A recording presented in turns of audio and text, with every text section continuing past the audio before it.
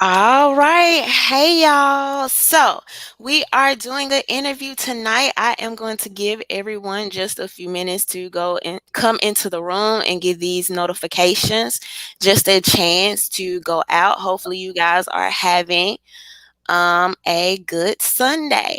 And today I have Mrs. Cynthia here with me, and she's going to tell us about this really super interesting story of what happened to her on her job. And I think that it's really important that we get stories like this out because we don't see stories like this covered on the mainstream media. And I think these stories are just as important. And so, of course, me being me and wanting to fill that gap, we're going to bring that to you guys live tonight. Before we get started, I have on my brand new hoodie. This is Unicorns, Fairy Dust, and AR-15 type of girls. All right. I got something specifically for the ladies. Those are in my link below at my Shopify, and you can find those there.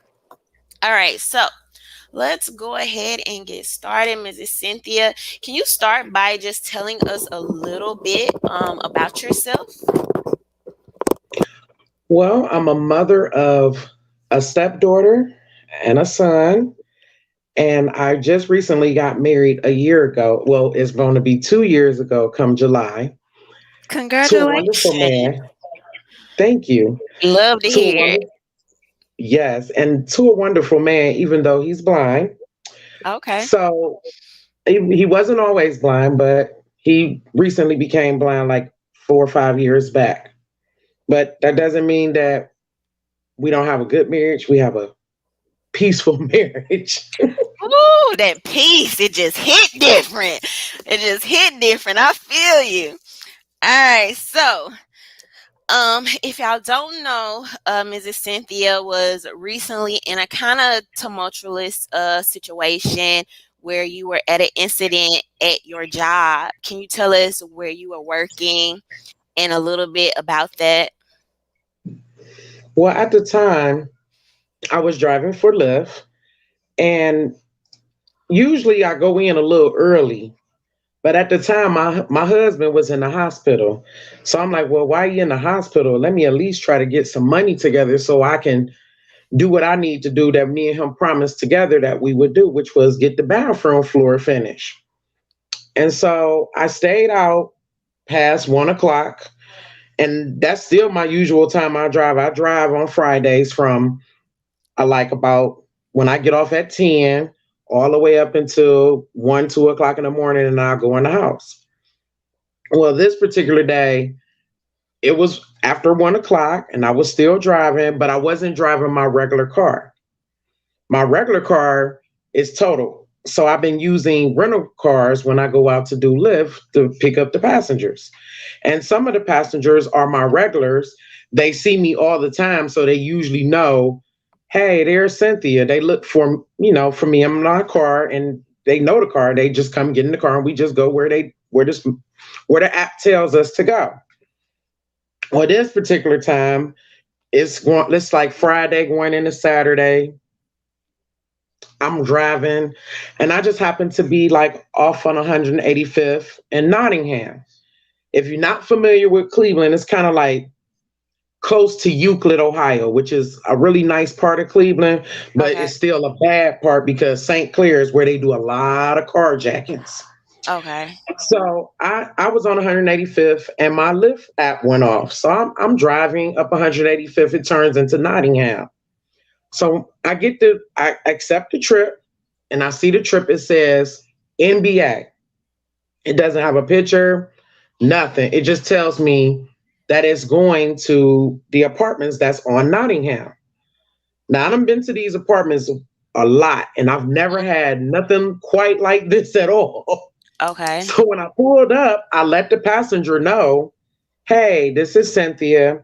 I'm sorry, the app tells you you're looking for a blue Chevy Impala, but I'm not in my blue Chevy Impala. I'm in this white Equinox that's pulling up with a Michigan plate on the back of it. Okay. Which So is a rental car. as I'm Okay. turning around, the two guys come out. One had on a gold hoodie, and like a pair of blue jeans.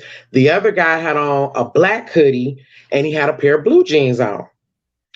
Now, if you roll with Lyft, you know you're not supposed to, any passengers are not supposed to be up front at Oh, all. Because of the pandemic, we supposed to put them in the back. okay. So this one, he came, the one with the black hoodie, he came up front. He's like, I'm sorry, I know you don't want me up front, but I'm cold and I really would like to sit up front next to the vent if that's all right with you. So I'm looking at him, but as I'm looking at him, I'm picking my purse up off the seat, but I sat it on the left hand side next to the door. Okay. So as I get to the tip of the driveway, they're getting settled in. The guy in the gold, the one with the gold hoodie, he sits in the back. Mm-hmm. So he's sitting there. The one over here in the black hoodie, he's sitting there. You can't see nobody's face. I can't even see their face. Because they They had on can't see masks. mine. Right. You got to wear a mask in order to Okay. ride. Okay. So what I do when like I said, when I usually pull up, I usually take my mask down so they can see my face. And then I just put it back on when the people get in the car. Okay. So when I get ready to leave out the parking lot, I notice the trip says 4 minutes. Okay. So in Which is my head, not I'm thinking, typical because you would probably walk 4 minutes. right. So I'm Okay. thinking in my head, 4 minutes. I wonder where the heck is these two idiots going? But in my mind, I'm like, they could have walked this. Mm-hmm. Because where I'm going, you can just walk. I turn out the lot, I turn to my left, and I go down 185th that goes towards the street Euclid. But I had to go over some railroad tracks. And then when I went over the railroad tracks, the app tells me to turn right on Roseland. So I Mm-hmm. turn right on Roseland. When you go up the street, it's street lights, it's a bunch of houses right here on the left, and it's a bunch of companies right here to the right. But when you go straight ahead, it's dark. Like after that stop sign, there's no lights whatsoever. It's dark. So In they my mind, knew I'm where thinking, they were. They basically knew the direction they were bringing you to. mm-hmm. Okay. So when I get back there and I see that it's dark, I notice it's like trailers back here. I'm thinking it's probably a factory or something. Maybe these two work at a factory. I don't know. Because some places I do pick up, it do be dark and Mm-hmm. they do be factory jobs. And I have dropped off people at factories when it's dark back there. But they usually just say, hey, you ain't got to go back there if you don't feel okay. Just stop right here. I'll get out and walk up. These two never said anything. All I can tell you through the whole ride to go to make this turn on Roseland is the one behind me hands him a knife. He's looking around the car. I guess he's looking for keys, but they don't know that the truck is a keyless entry. It's a push start. The Mm-hmm. keys is in Mm-hmm. my pocket. I In your never leave okay. keys. Mm-hmm. So I Mm-hmm. never leave keys laying right here. So my cell phone is on this little cradle thing right here. And the purse is sitting right here with all the credit cards, money, whatever, On your towards the door. on my lap. Mm-hmm. Correct. On my lap on the left. So when I pulled all the way in the back, it got dark. I turned right in front of the two doors of the company. So I asked them, I said it real nice. I'm like, is this where y'all want to be? So the one in the passenger seat turns and looks at me and says, bitch, this is a carjacking.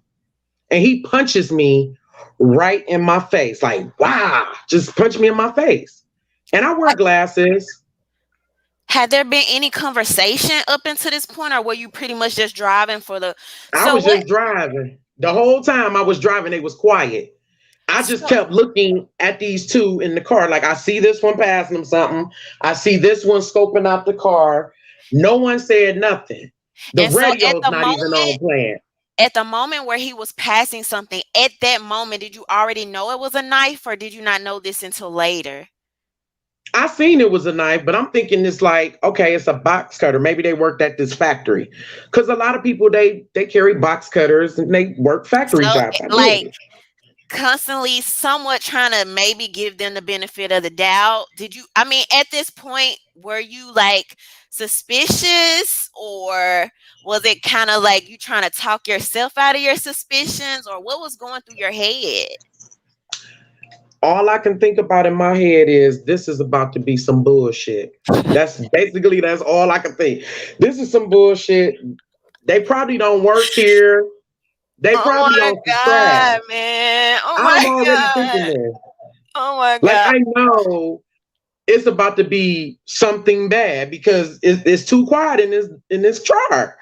So when I got back there after he punched me in my face, he leaves the passenger door open. Now, remember what I said, had it been my actual car, if I had to push that OnStar button, OnStar would have shut that car off and they'd have swarmed it.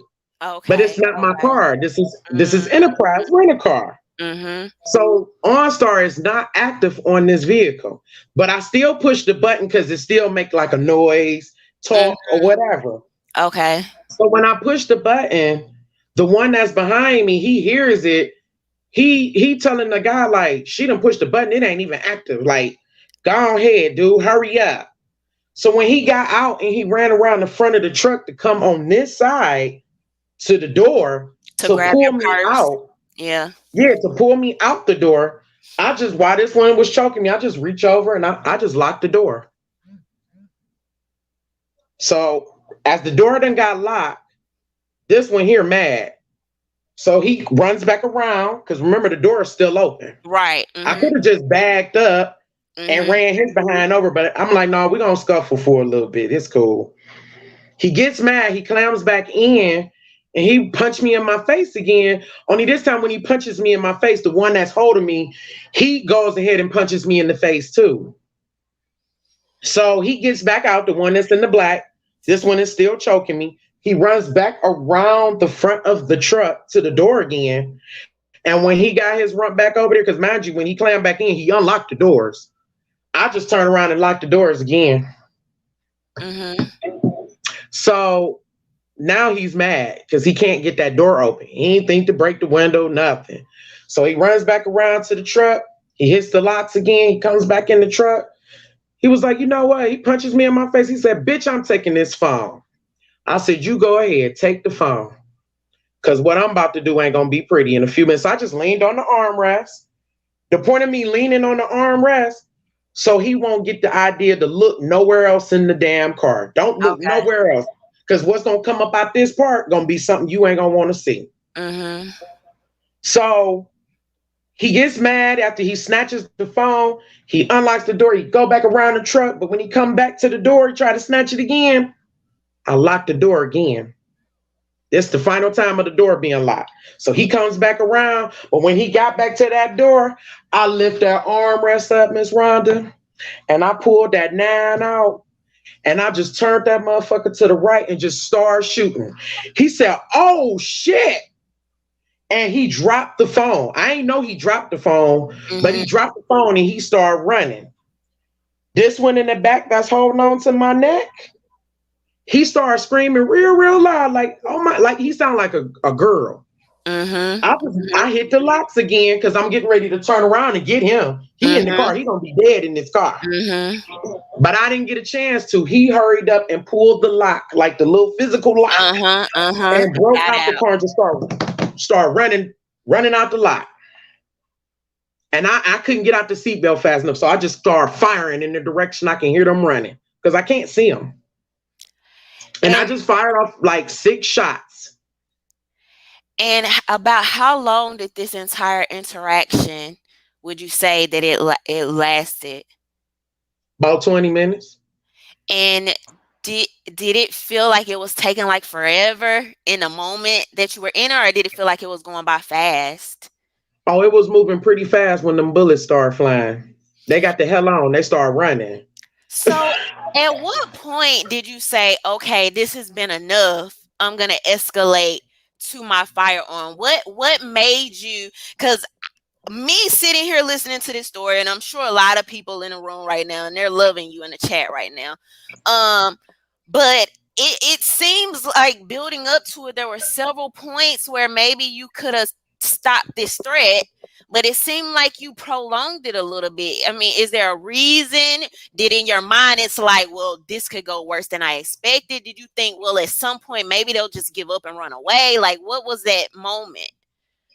The only thing I was thinking about was if you were so eager to come get this car from me, since you want to steal the car, then why you not stealing this car? I'm giving you a reason to steal it. Come get it.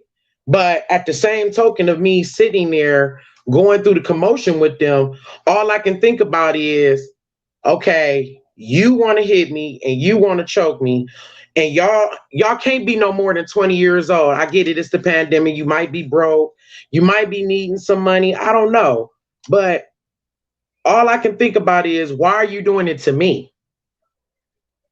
And I'm the wrong one you want to do it with because normal people that ride with me on Lyft, the ones that know me, that have seen me, they know at nighttime I do not come without Betsy. That's the Mm. name of the gun. The gun's name is Betsy. And so your previous customer knew you would ride around like that?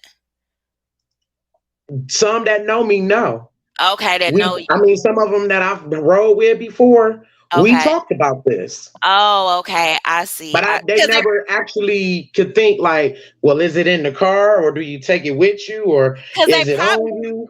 most people, right? Like if I was, especially in a big city, if I'm taking a lift at 11 a.m. or 1 o'clock in the morning, I would. You'll probably have those conversations like, "What makes you drive this late? Do you feel safe?" And so that's probably where those some of those conversations came from with Oh, your previous customers.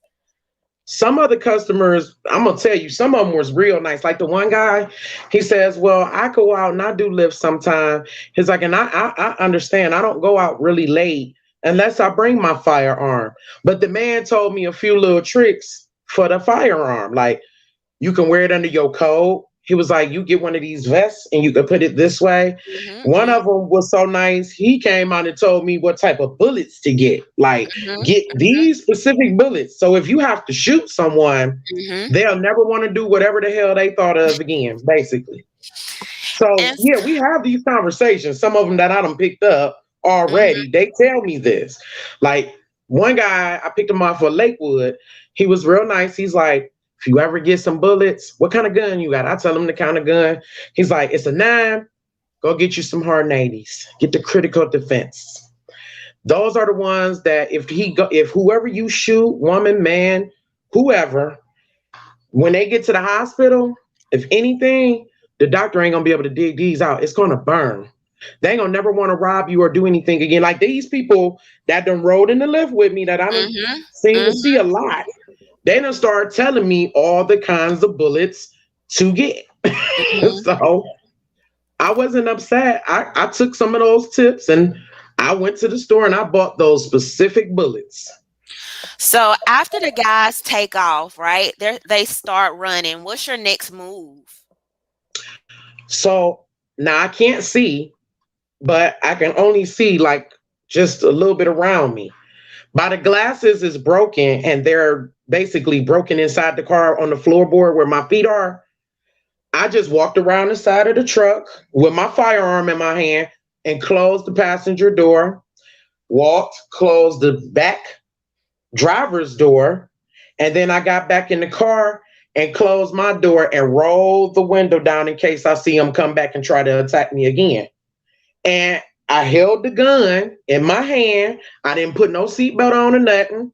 I just started driving out the lot, all the way out the lot back up Roseland. When I got to that stop sign, I looked to see if I could see something moving because I was going to shoot it.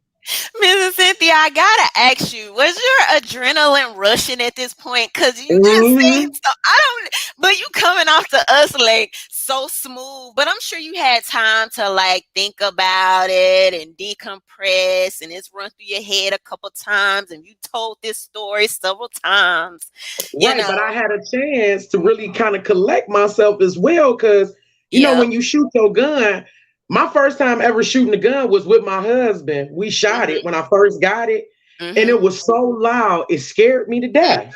Mhm. But Mhm. I wasn't scared of the gun. I still was like, well, I got to get used to it anyway. Mhm. So when I shot it this time, it was not like when me and him shot it this first time when I first got the gun.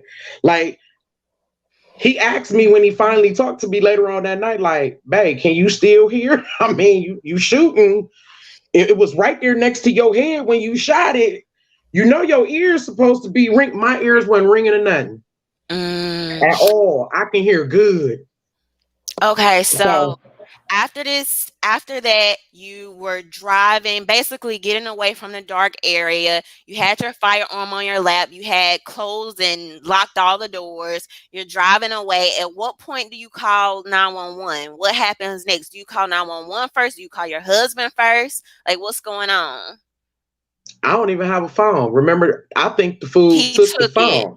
Okay. So the only thing I can think of is okay, I didn't pay attention to the sign till afterwards. So let me just tell you where it was at the time of the incident. So when I'm thinking, all I can think of is the police station is on East 152nd in St. Clair.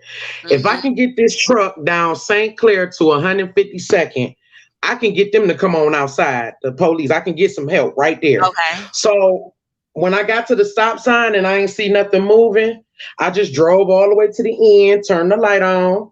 I was digging. The purse that was over here, I still had. I moved it over in the passenger seat and I started digging in this purse. And the Mhm. point of me digging in this purse, because I need my sunglasses now. They got the prescription in it. So I can see how to get down the street. And all I could think about is okay, I saw the police at the speedway up the street.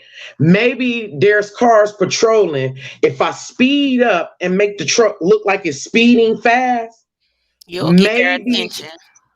if right, they'll either try to stop this truck or they'll call help. Like the police will call on the radio, like, we got a live one. It's moving pretty fast up St. Clair. Can I get some help? Maybe I can get a few cars to see me moving. Oh, okay, in Unfortunately, case you couldn't see them. right. Unfortunately, Miss Rhonda, not a police car in sight. I sped up St. Clair. I ran some lights, some stop signs, and everything, digging in this purse. I don't think I got them sunglasses out until I got to, I'm going to say, probably like Larchmont, which Mhm. is like a few streets up from 185th. And I put them on so I could see the road and I could see trucks and cars coming to me. But I was just rolling this truck. All I could think about is get to 152nd. That's all I need. I got to 152nd. The sign say no turn on red. You Please, I turned on turned on red. red and pulled right up in they doggone lot. Uh-huh. And so Because what this is the happened? fire station and then there's the police station. I pulled right up in there. I left the purse. I left the gun on the seat. I just got out, pulled the keys out my pocket, locked the door, and got out and ran up in their station and started yelling and screaming up until they came out from in the back. And so the process at the police station, just tell us a little bit about like what was involved and about how long it took to file the report, them whatever they had to do before they sent you home. Well, usually with Cleveland police, and I hate to say this about Cleveland, they're kind of like the slowest city ever because they got so much ground to cover, which I Mhm. understand that. So in order to get their attention, you got to really be on some trash when you go up in their station. But they wasn't disrespectful. They actually came out and did their job. I give them that. They came out from Mhm. behind this glass after they saw me standing there and did their job. They came out and the lady, she turns her body cam on. She's like, "Hi, I'm sorry, I can hear you all the way in the back. What can I do for?" I said, "I just tried." I said, "This was a temp carjacking. I need y'all to come with me or call me an ambulance or something. Come on so we can go back and see if we can find if I hit one or what we gonna do." So the other lady says, "Stay right there. I'll be right back. Let me go get my partner." So that she goes back. The other lady comes out with her. She turns her body cam on. So now, as two of them standing in the lobby looking at me, and I'm telling them just what I'm telling you. Like the one guy choked me, this one punched me in my face. I picked him up from Nottingham, and I'm just screaming it. And the one lady, she just standing. She said, "I tell you what, where's the firearm?" She stopped me right in the middle of the story. She's like, "Where's the firearm?" I said, "The gun in the car right there in the handicap. You can go out there and go get it." They told me in class, because I'm using my class Mhm. experience with the gun license, to Mhm. never bring it up in this station. So I left it in the car. You can go look in the car if you like. So the one that came out with her that had the body cam, she Mhm. said, "Give me the keys." I hand her the keys. She walked right out to the front. She walked right out the front door and went to the car. She clicked the locks. She emptied it. She opened it up and took the one out the chamber. She put all that stuff in a gun evidence bag. Mhm. Mhm. And then she found a shell inside the car. And she said, "Did you fire the firearm in the car?" I Inside said, the "Yes, car. I did." And she Mm. said, "I can tell the car smelled like gun smoke." So So the other one, she that was standing in the lobby, she called the ambulance because now at this time my face is swole up and my eye is red, like mm, it is red. mm. So she said, "This is what we gonna do. I'm gonna let the ambulance look you over. We're gonna leave the truck and we gonna confiscate your firearm for right now until we know what's going on. Okay. And we're gonna get our paperwork together, but we're gonna meet you at the hospital. So go get on the EMS truck with them and we'll follow the EMS truck to the hospital." So when I Mm. got on the truck, the guy is checking me. My blood pressure is high. And the heart monitor, you wouldn't believe it was just going. And the man Mhm. was like, "I know you shot something." He was like, "God, your adrenaline must be real high." He was like, "Your blood pressure is kind of high. It's gonna calm down." He was like, "Take some deep breaths. You're gonna be all right." Mhm. So they call it in, and when they call it in, the nearest hospital is Euclid, which is off of Lakeshore and 185th, where I just came from. But it's like going up the street, but the opposite direction from where I was going. So instead of going this way, which is 185th turns into Nottingham, like they went down St. Clair and turned left and went towards the 185th end and just kept going straight out till they see the hospital on Lakeshore. So you So just got to keep going straight. so tell me, did at any point you have to go back to the scene that night? Mm-hmm. Yeah, we So went back. this was after you left the hospital? Mm-hmm. Okay, and what did you see at the scene once you got back to the scene? Okay, so let me backtrack just a little bit. So at the Okay. hospital, the police came. The registration came, the nurse came in, the doctor came in. The doctor asked me, can we go do the CAT scan? Because he want to make sure my face wasn't broken. Like Mhm. when the guy hit me in my face, because it was like you could see they fist mark in my face. Mm. So when I got done, the police came in, they sat down, and she's like, "Okay, they're gonna hand you your discharge papers, and we're gonna go back. We're gonna go back to where you got assaulted at.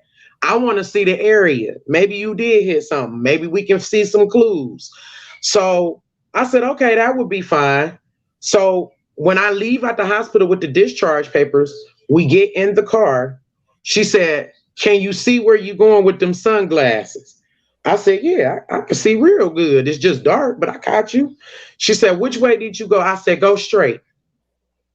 I said, "Turn left right here on 185th. Go straight." So she goes straight.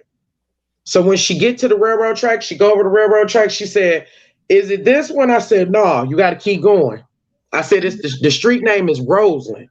She said, "Okay." So she turns up Roseland. She said, "Okay, where?" I said, "Keep going straight. Go past the stop sign, all these houses till it get dark."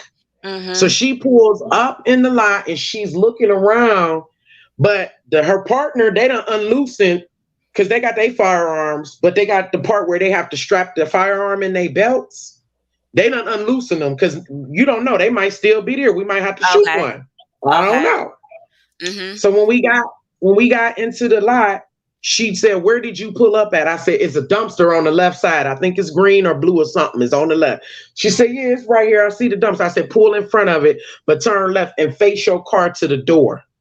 And so So what are she some of the faced it. things what are some of the things they saw when you guys got Well, back to the scene?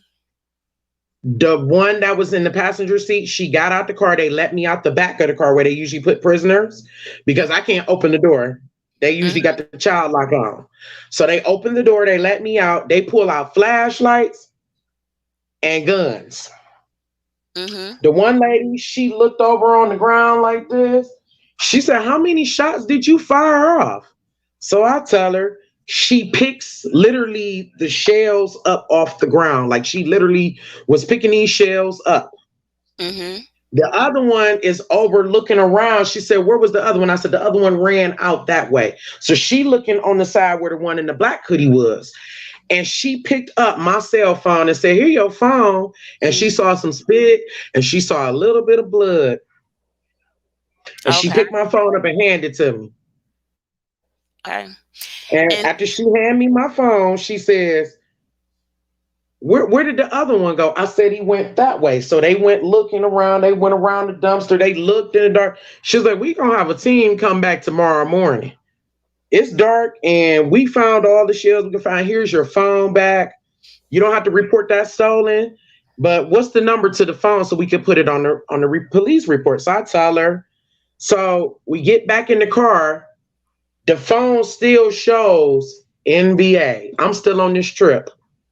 Like Lyft, it ain't canceled out of nothing. so Like I let me got, so let me ask you a question. What was the MBA thing attached to? Was it attached to an actual profile of a person inside of the Lyft app? yeah, it will Okay. be their credit card information. Wow. Like you can Okay. go on Lyft and you can make up a profile. Anybody can, but when you put your profile together, it's not required for the riders to put a picture up, but Okay. it's required for the driver, To myself, to have a picture up. okay. So therefore, they can see what I look like, but I can't see what they look like.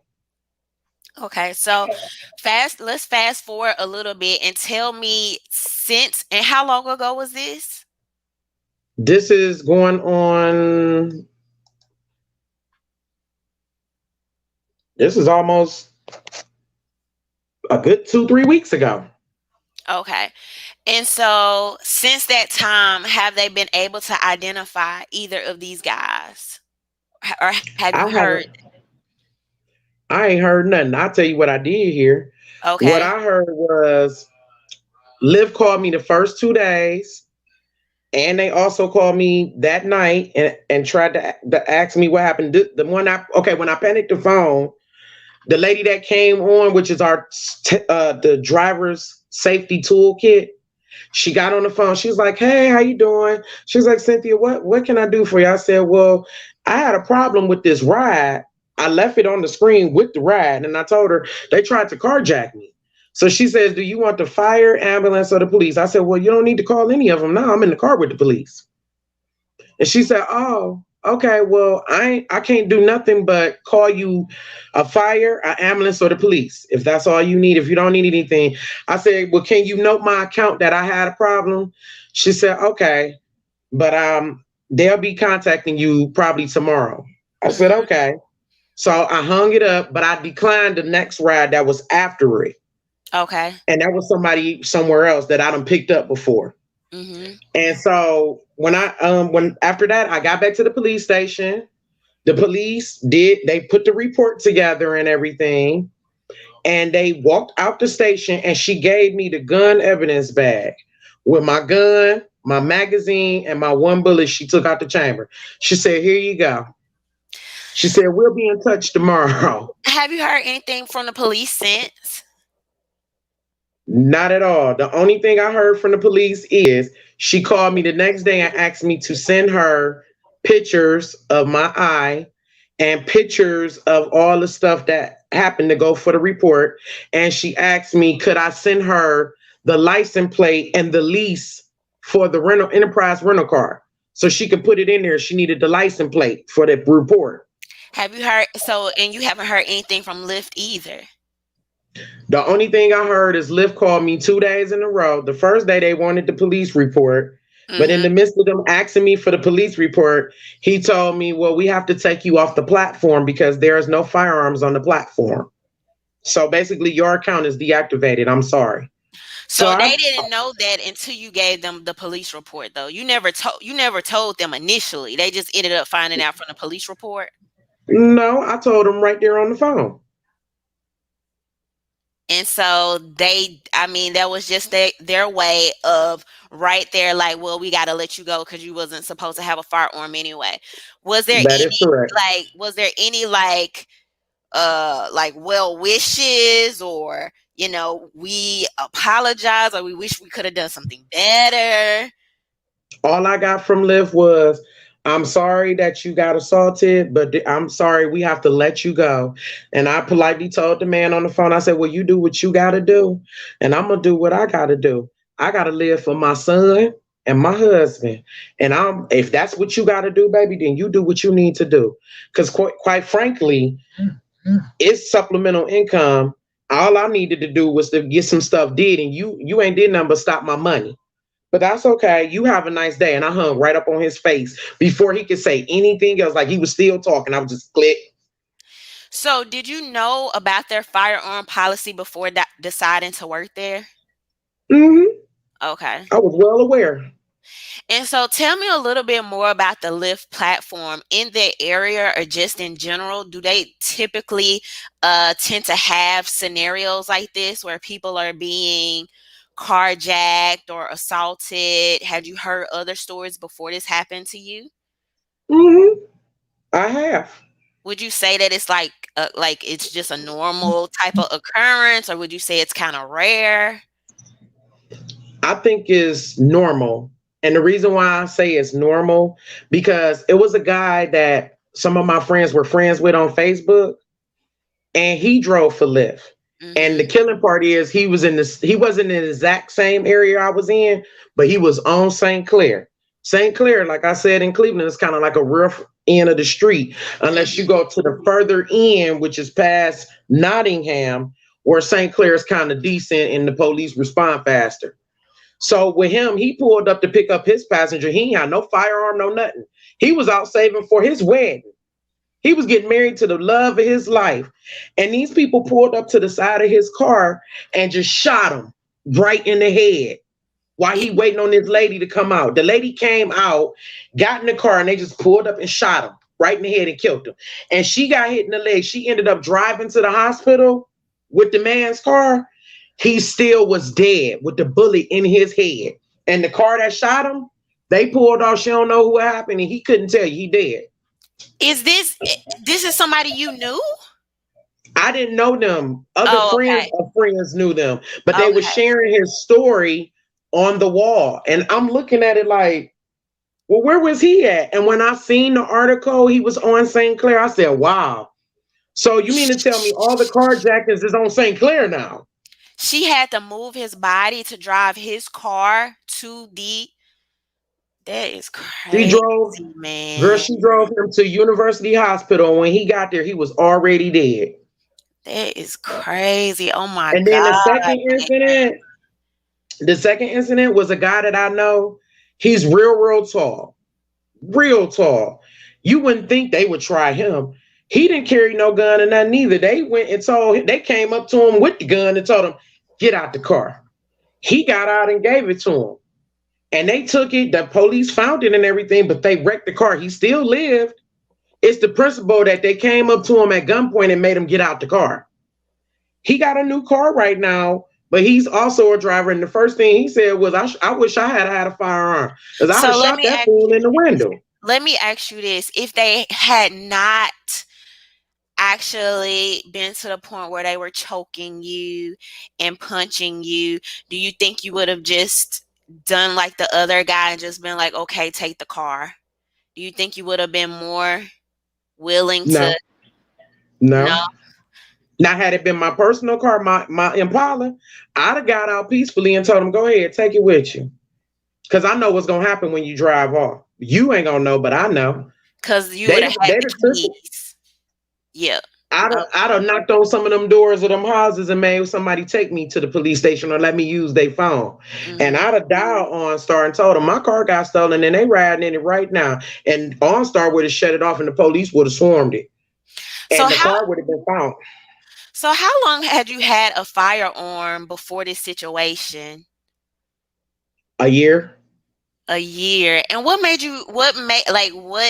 you hadn't had a firearm until that point. What made you decide to go? Was it right before you started working with Lyft? Did something happen?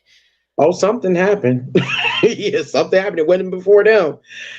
What made me get a firearm is because a lot of things happen, and I've been hearing a lot of firearms, people's carrying firearms and doing stuff.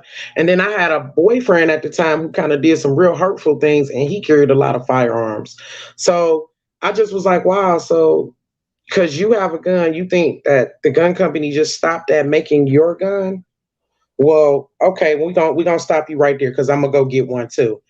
Because after I got my restraining order and did all the stuff that I was gonna do to get my life together from the incident with me and him, I got me a firearm. It not only was for him, it was for any idiot that wanted to try me. I just got really fed up and I just was really tired. And I just was like, I'm not gonna be a statistics no more. I'm done with it. I'm just gonna carry a firearm and that's that. And so you do feel like the firearm, because something that I try to express to people is, first of all, the fact that you can trust yourself better than you can practically trust anybody else. That's number one. But also, telling people how long police officers take to show up in these type of instances. But specifically, you even saying like, I hit 100 trying to get to the police precinct and nobody saw me, no blue lights came on, no nothing. Right. And so I'm sure you going from that incident of basically fighting for your life to trying to get to the police precinct, and that's after you had already had to defend your life, probably felt like forever. Yes, yes, it is. But here's the thing: if you're not familiar with Cleveland, Mhm. Cleveland is a big city, so it's a lot. It's a lot of stuff going on. Not saying that the cops ain't no good. They already on a bunch of dangerous calls, so they trying to help, but they can't do but so much. Now, if you was in Euclid or Garfield, or I was even in Parma, this is a part of Cleveland. These are suburban areas. Let me have to roll around there fast as I don't know what, like I lost my mind. They polices would have seen that car moving faster and they'd have pulled it over, or Mhm. they'd have been called somebody, hey, I got a hot one, come help me right now. By the Mhm. time any of this would have happened, they'd have got to me and I'd have told them we'd have been looking for them. Because I done had a similar incident, but I didn't use a firearm. I used my fist for this one. And I Mhm. was in Lakewood. And when it happened in Lakewood, notice what I'm saying. This is another part of Cleveland, but this is a suburban area. When I was in Lakewood and the girl bit me, she bit me with her teeth, her mouth, spit, all that. She literally bit me. I was in Lakewood. All I did was pull right up in the gas station and snatched her out my car and start beating her ass right there. And everybody that saw it, they just standing around. They was like, oh my God. The one lady was like, please stop. The police just rolled past here. I told her as I was whooping that child's ass, you can call them back. Please call them back. Tell them I lost my damn mind right here. Tell them we on 117. Hurry up. Before I can even swing the next punch, they pulled up 2 cars deep. They already had me. Mhm. Mhm. And then they turned around and they asked her what happened, and she swung on them, and she instantly went to jail. And Mhm. they knew then I was in danger. And when that incident happened, Lakewood handled their damn business. I'm gonna give you that right now. Lakewood Police Department, shout out to them. When that incident happened, he locked her up. We went to court. I had an advocate. They put a restraining order out. They sent her to jail. She had to pay restitution. They got with Lyft, found out who she was. When I say they did everything, they handled their business. Cleveland, this is January 31st, 2021, 8:45 p.m. I ain't heard a word from Cleveland. And this happened 3 weeks ago. The only thing I can tell you about what happened right now is I went to my I went to the Justice Center and I got the police report. I used my name to get the police report. The lady went in the back, got the police report, and on this police report, I found out the detective's name who's working on this case. There's no arrest, there's no nothing. They ain't called me and say, hey, you want to tell me what happened? Or nothing. The only person know what happened is the 2 cops that came up from behind that glass that night.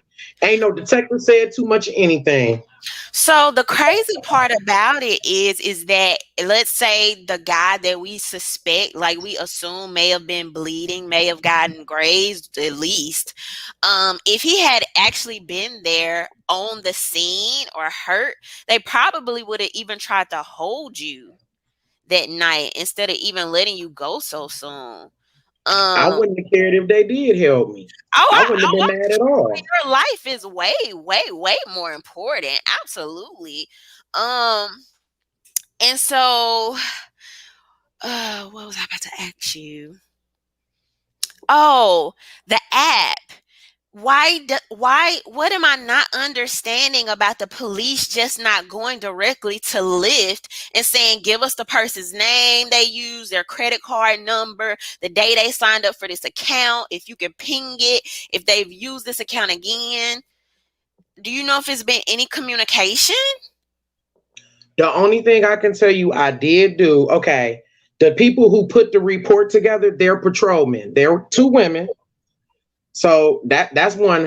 One of them I got named was Officer Dawes. Officer Dawes, she's a what they call a patrolman. So what she did was put the report together. Her and her partner, they put the report together.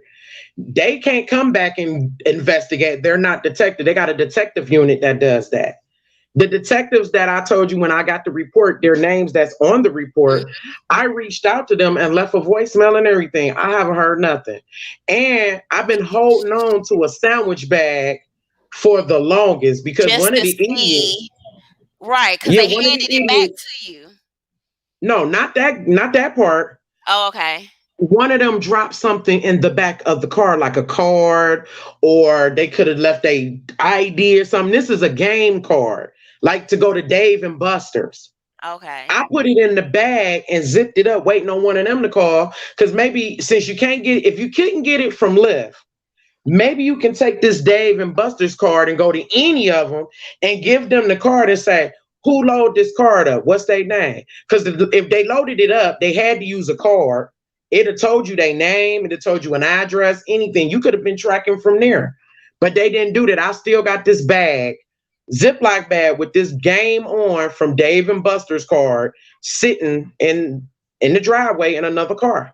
It's just sitting there waiting on one of them. Maybe they could take it and pull some information.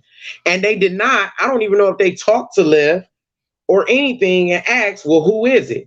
Or did they go back to the complex? Or did they go to the address that the card is registered to? Or did they arrest anyone? We don't know nothing. I've been sitting here for the longest, like I said, waiting on them. And so when you use your firearm, comparing it to your training, right? Because you say you had trained at least a little bit, you had your firearm for about a year. Can you remember anything that you did? Did you do anything specific, or it was just like, I'm just trying to get out of this situation? Do you feel like your training kicked in at that Mm-hmm. Mm-hmm. point? According to the two teachers, one is named Mr. Patterson and the other one's name is Mr. Swoop.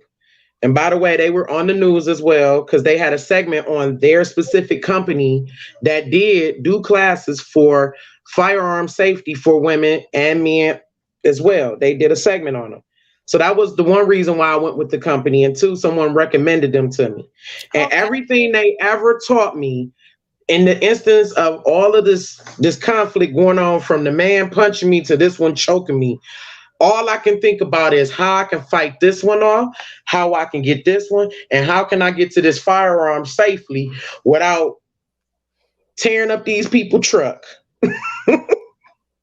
So all I can think about is that, and what am I going to say when I get to this police department? And the Exactly. first thing I thought about when I Mhm. pulled up to the police department is, wait a minute, I can't Leave the take gun this in the gun car. up in this doggone this station.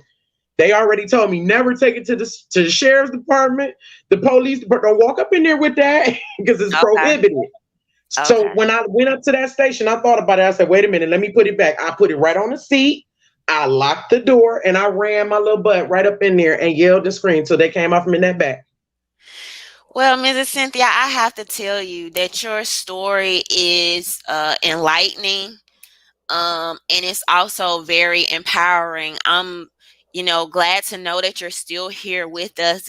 And you're getting a lot of feedback and a lot of well wishes in the chat as well.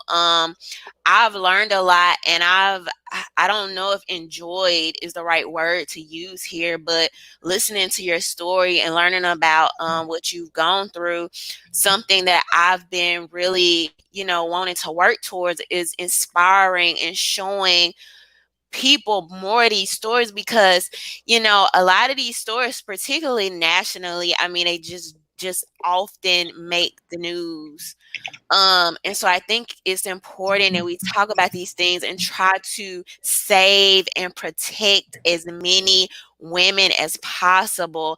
And something that I think is so important to note is that it's this saying that the gun is a great equalizer, right? And it's like, not only were these men, but these were two men that were physically assaulting you, yet you use a tool that you had been trained in and knowledgeable in, and you leveled the playing field. That's what this story is. It's a story of resilience and power. And so, thank you for sharing with us. I really appreciate it. I want to help get your story out as much as possible. And thank you for being here tonight. Before we go, um, give us your final thoughts. Are there any words that you would like to give women or anybody watching tonight? Yes, I would. Okay, so after my incident, another lady was driving and they carjacked her literally in Garfield Heights. So she didn't want to be notified and she didn't want to be seen on camera. And her car was took from her. She had five of them attacking her.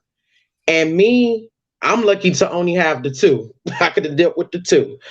All I can say is I thought getting the story out would help women out here to understand, arm yourself, and at the same token, be real sharp on what's going on in your car. Mm-hmm. And the last thing was stop being afraid of these idiots.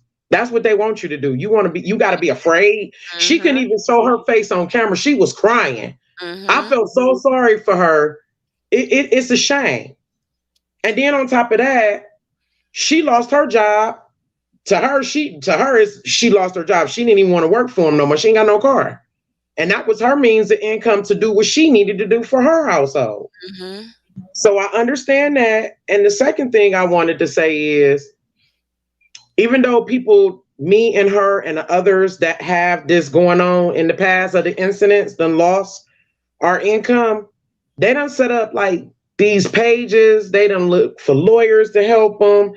We're all seeking a resolution for them to change these Policy. disclosures. Stop telling them what the driver can and cannot have. Make Mm-hmm. them put their face on the app just like you make us put our face on the app. And do more extraneous background check, meaning if they got caught for kidnapping, they got caught for rape, or they got caught for assault or anything, don't let them ride. Don't let them ride at all. Mm-hmm. And by the people that assaulted her were in their 20s, and these were in my 20s, I think those people should not even, they're juvenile. To me, those are like kids, but they adult kids. Mm-hmm. They act like they don't know no better. We don't know if they trying to do this to affiliate themselves with a gang or what they doing. The only thing I can say is just be real sharp and don't let these idiots scare you.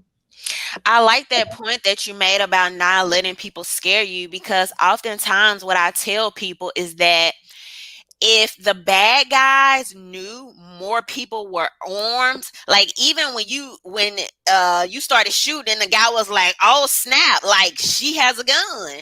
They weren't prepared for that, right? They Not at all. People are going to it looking for easy victims. They're not going into it looking for a fight.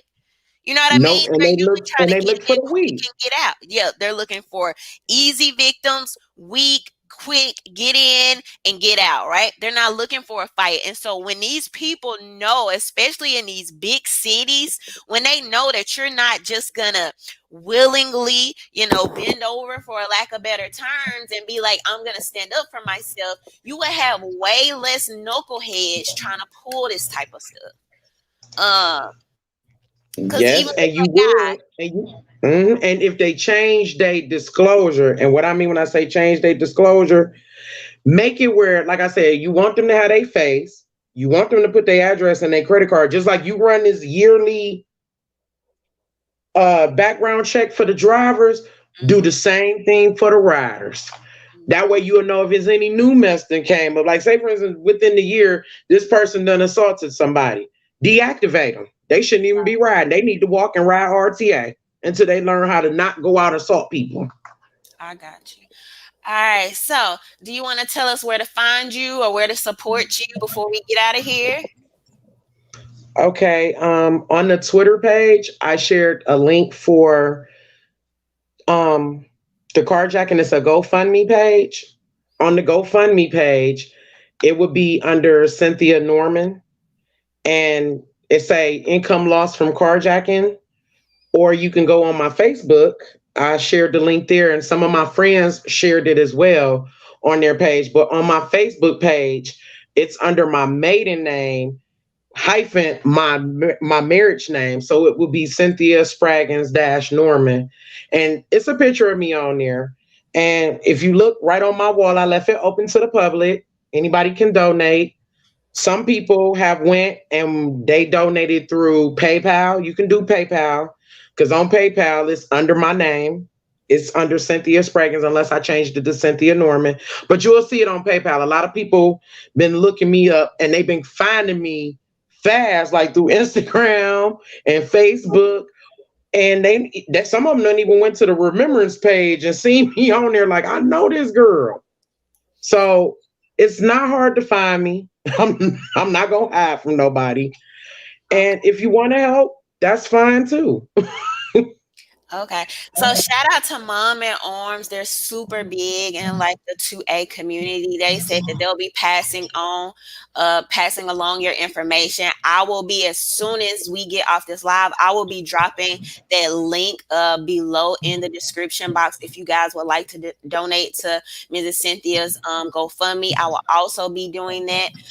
Also, don't forget, these are the brand new hoodies that I have for the ladies, unicorns, fairy dust, and AR-15s type of girls. Because we making this firearm life real feminine, real cute. We making it for the everyday girls, okay?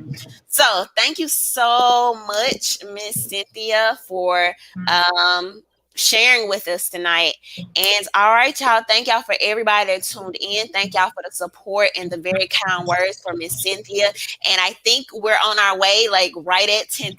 I don't know. I saw some people saying congratulations on my 10,000 subs. So maybe we're finally there. Thank y'all. But all right, y'all, we're out. Bye. Thank you.